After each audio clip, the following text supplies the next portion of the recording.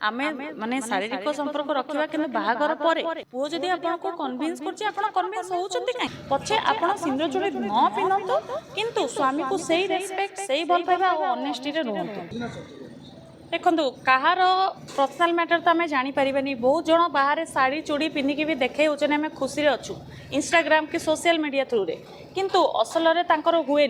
आजिकल देखिए जिते जल्दी बाहागर लोक जिते मात्रा भी होती भांगुची भी बहुत डिवोर्स केस भी आप आजिकल देखुवे कहीं भांगुची कहीं से बहुत शोबाजी रोच टोटाली निजर माने रियलिटी जिनस जोटा रियलिटी से रोना सब देखे हवा चक्कर शाढ़ी पिंधुंट शोबाजी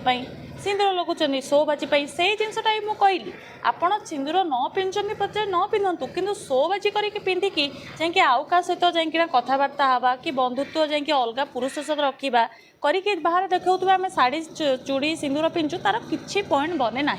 पछे आपड़ सिंदूर चूड़ी न पिंधतु किंतु स्वामी को सही रेस्पेक्ट सही भल पाइबा और ऑनेस्टी रे रुहतु। तो आजिकल पुओ झील मैंने जो रिलेसन रखुंट मो हिसाब से अधातर बहुत फेक रोचे बाहागर को भी जब आगू को बढ़ुंट तो सेटा भांगी जाऊँच रीजन है फेकनेस। तो मेनली आप रियलिटी रुहतु आप बाहासा भी न होतु रिलेसन भी रुहतु कि ट्रू हवा कथा